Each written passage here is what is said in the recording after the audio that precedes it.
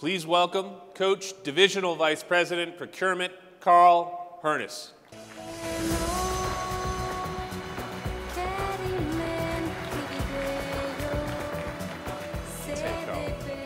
Thank you.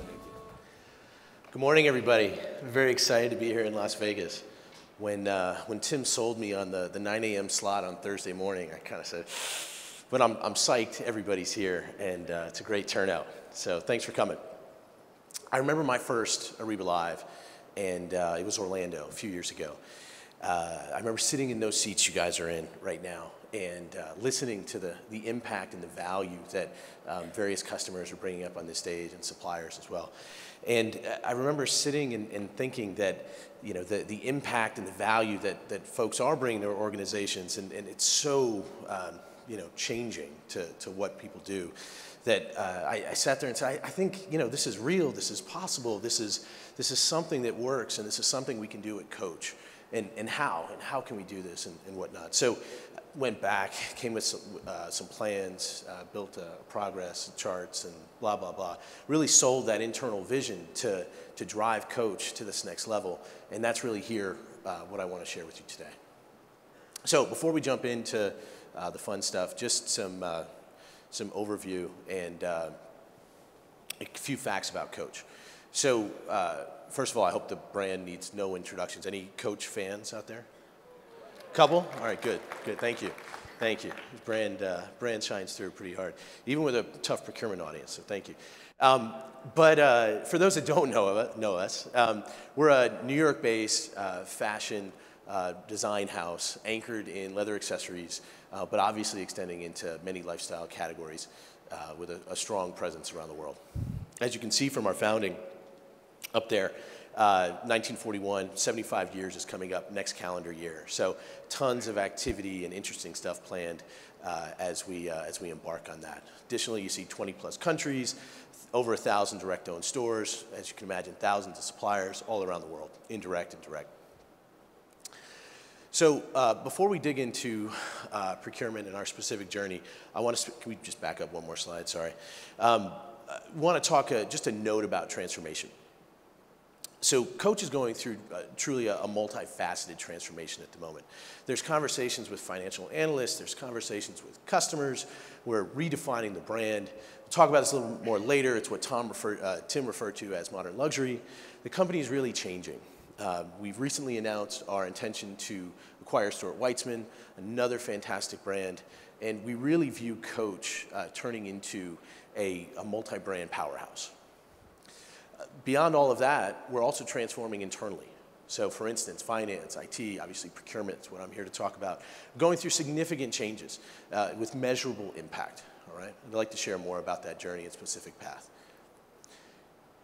So very high level, here's the intro.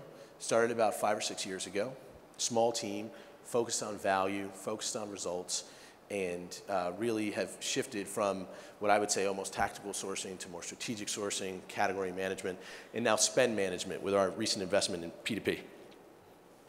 So going to spend much more time on this throughout the presentation, but before we do, wanted to share just a grounding of what categories indirect or non-merchandise means to us. All the usual suspects, sorry for the back, folks in the back, it's probably a little hard to see, but corporate spend, IT, transportation, stores, operations, creative, marketing, et cetera. Everything you guys would expect. We just sometimes call it non-merchandise.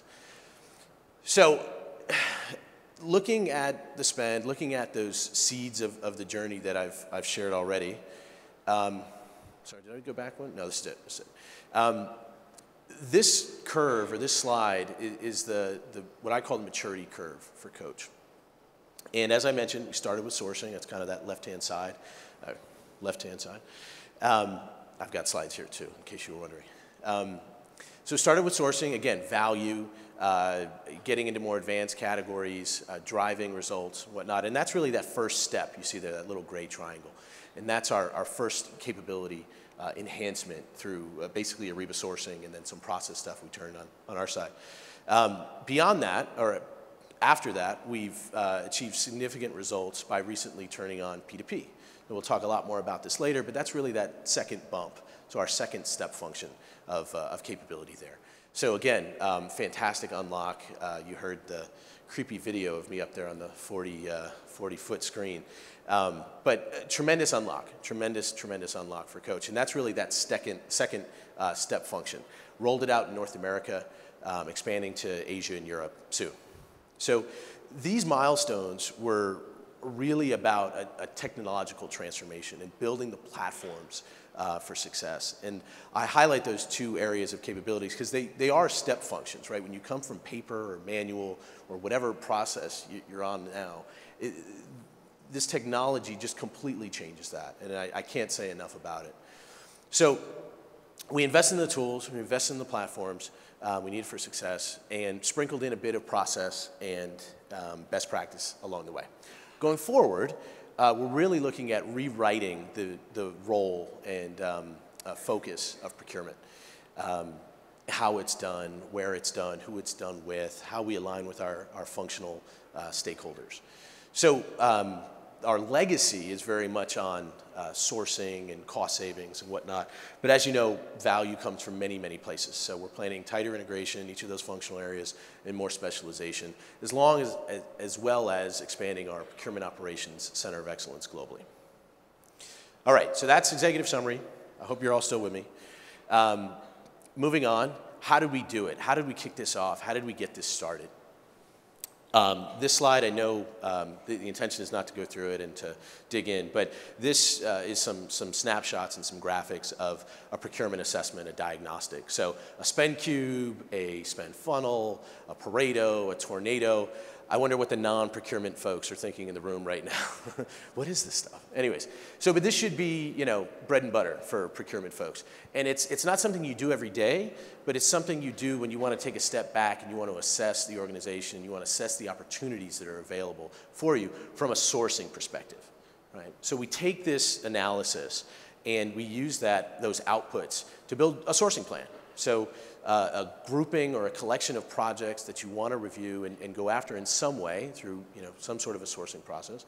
And you group them into chunks or packages or waves, what we call them. And then that's our wave plan. And this is a multi-year journey, and we'll talk a little bit more later about it. But I want to highlight two specific areas of when we turned on this process and this capability within Coach and really achieved fantastic results with this inception of our wave plan. So firstly, store construction related procurement and packaging, if you guys can see that. So looking back 3 or 4 years ago, as we're in the stride of the wave plan, really got a lot of traction here in stores and achieves a significant impact. You see some of our previous design, factory and full price stores. I shared these slides with the finance organization a few years ago, and it still holds, right? You're looking at your lighting, your fixtures, your millwork, your marble. You're breaking it down into chunks that you can go out and source and review, and it's relevant even as we get into modern luxury in the next few minutes. So like all sourcing work, we took these elements, we took these fixtures, pushed them through our process, and got these results. So leveraging global sourcing, SKU rationalization, value engineering, construction design efficiencies, et cetera, right? The list goes on, but really drove results with sourcing across this category. Next, packaging. So again, remember just two highlights here, stores and packaging. But similarly, we see some of our older programs, but the same approach, and similar results, right? So we've got our stripe on the top left, we've got our men's shoppers on the bottom, our men's program on the bottom, and then some promotional programs off to the top right.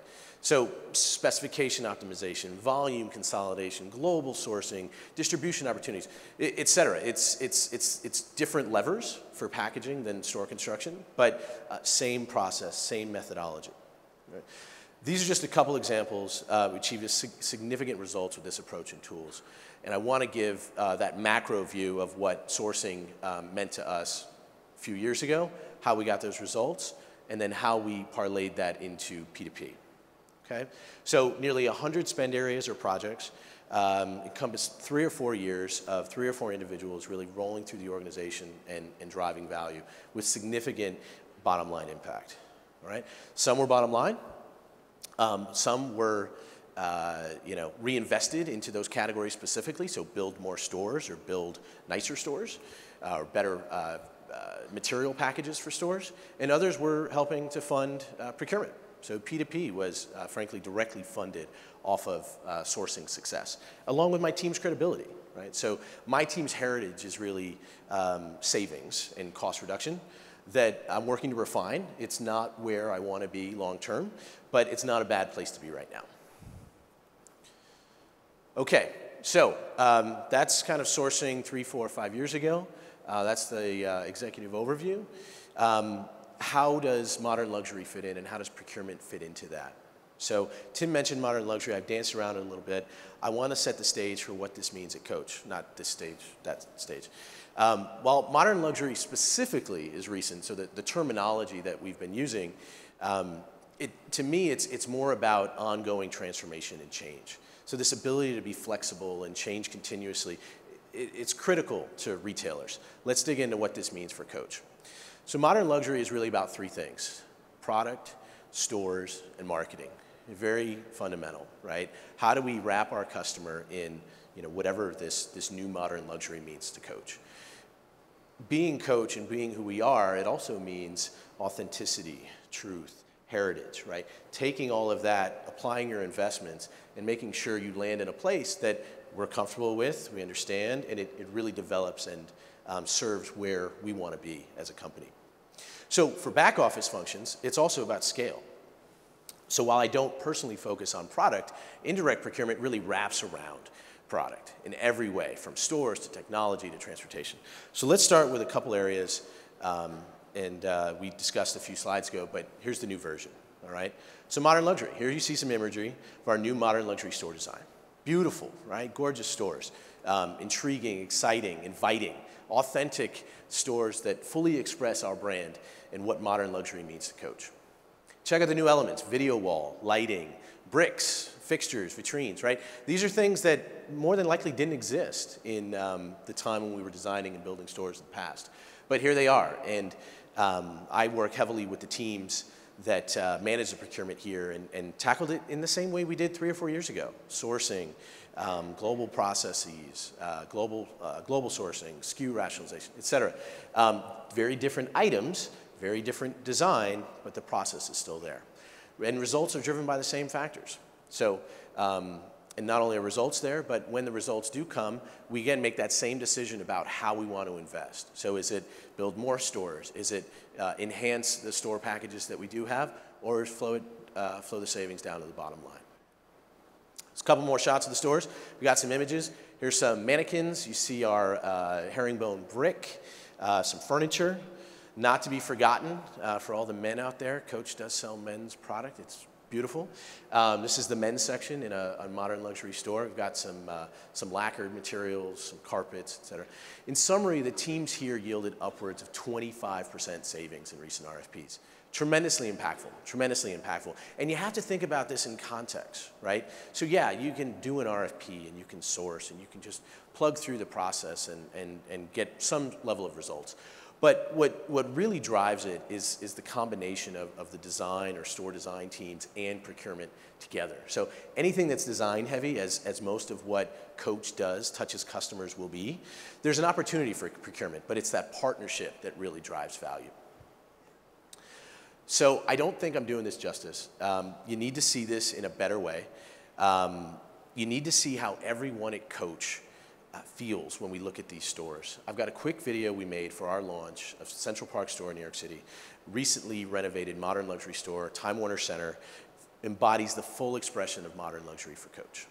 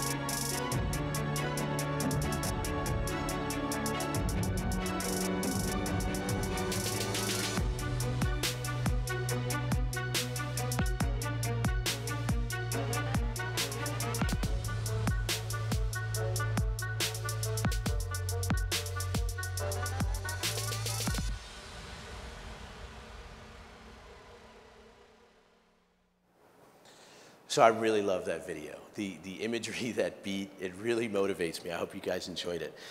Let's move on to another area that's dear to my procurement heart, packaging. So my packaging team is globally responsible for sourcing, commitments to suppliers, inventory management, quality associated to all of our retail and what we call production packaging. They do this in partnership with creative services as well as store operations teams globally, right? So the folks that manage the operations of stores.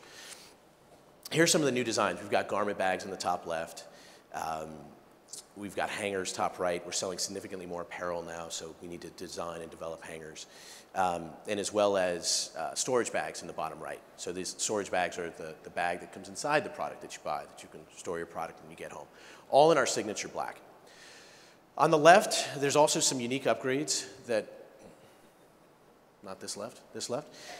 There's some unique upgrades for our DTC, our direct-to-consumer or .com customers. So when you go to coach.com and you order online and you get a package, that's what you see.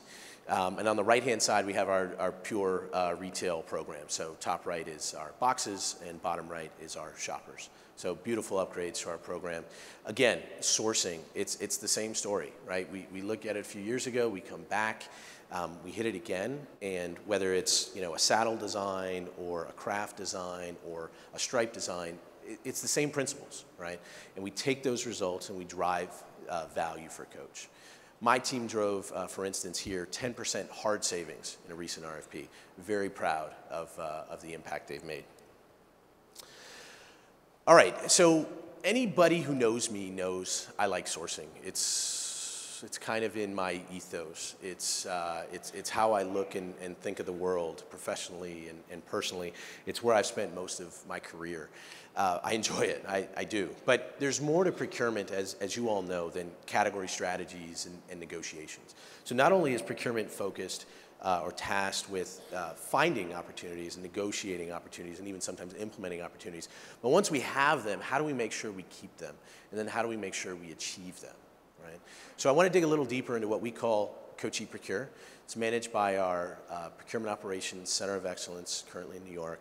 Represents our P2P platform that we recently enabled for North America with plans to expand and deploy globally in the very near future.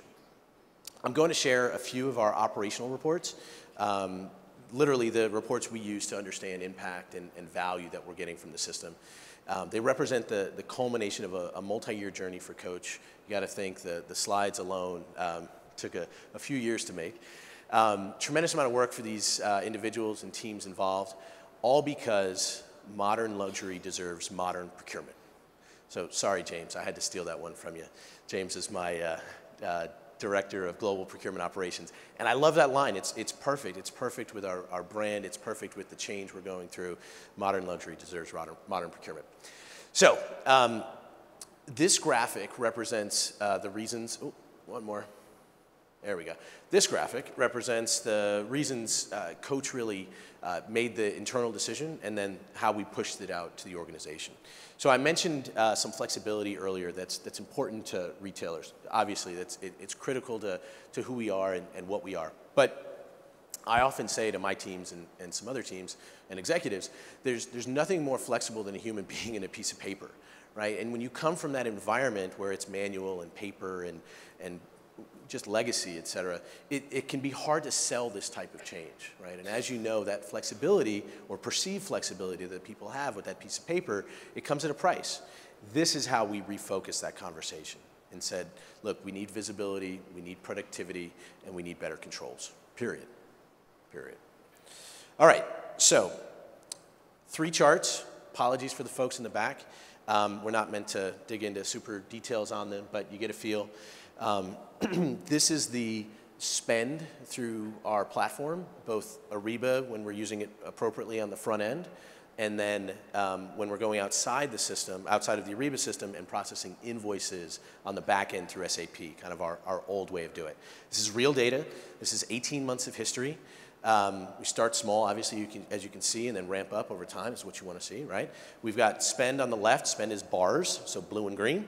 And then transactions are the lines kind of veering up as well. Time is obviously horizontal. I mentioned that SAP backend.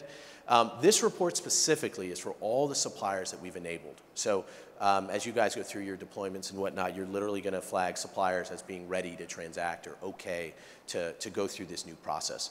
And that's what this is. So when we turn them on, right, you have people using it appropriately and correctly and whatnot, and then you drive compliance further. But there's still some invoices that lag or shift or move around, or people, slip from being on board and whatnot.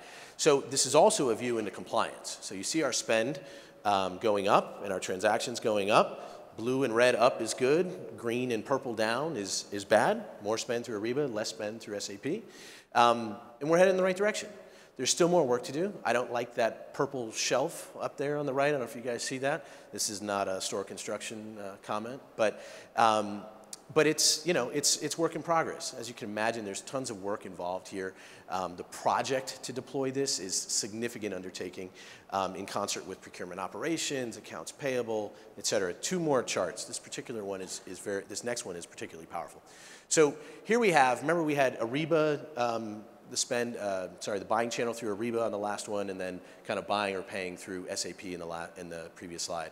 Here we're going to focus just on the Ariba side, and when we do go through Ariba, are we doing network or non-network? All right.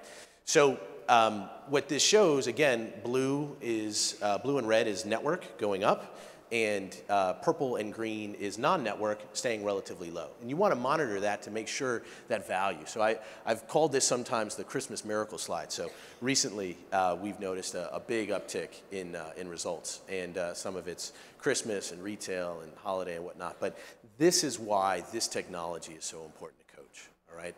Even more important is the ratio of these two, right? So as you compare the two together, the value that comes from this is tremendous. So not only do we have the majority of our spend going through the network, but we have the vast majority of our transactions going through the network. So the big reason, again, why this is important to Coach is, remember, we moved from a paper and a manual process, right? So we added this step function of capability that really changes the game for us. The network allows that efficiency, and this is very powerful. All right, so last chart, I promise. So as we turn on these buying channels, whether it's catalogs through Ariba or ACC or whatever, as we turn this on, we expect non-compliance to go down. So we also use Concur. Concur is not a non-compliant buying channel. We love Concur. It's fantastic for T&E. We use it all the time. But it's a non-compliant buying channel for office supplies and for corporate subscriptions, right? There's things that we shouldn't be buying through it. So as we see Ariba spend go up, we would expect to see Concur spend for just these items go down, and we do, right? So here, don't worry about the colors, but it's a general trend down. Things are moving in the right direction. Obviously, I think there's some seasonality operating here. You can see some bumps in that curve, but still impactful nonetheless. All right, so I told you no more charts. This is just a very quick overview of kind of the reporting, what's available through Ariba. My team runs this every quarter or so. And it's how we take the results that we're getting through the system and reapply that back in to direct, whether it's change management activities or enablement activities. And this level of visibility you just don't get with paper, manual, et cetera. All right, almost finished here. So going forward, I've kind of peppered this throughout the presentation, the discussion, but I'm really looking at driving opportunities in 2 ways. Sourcing and procurement operations in unison, right? So sourcing is about a tighter integration in functional areas and streamlining the process and how we work with stakeholders. The procurement operations side is about really expanding globally. So clearly they're connected, right? You can't do one without the other in the right way.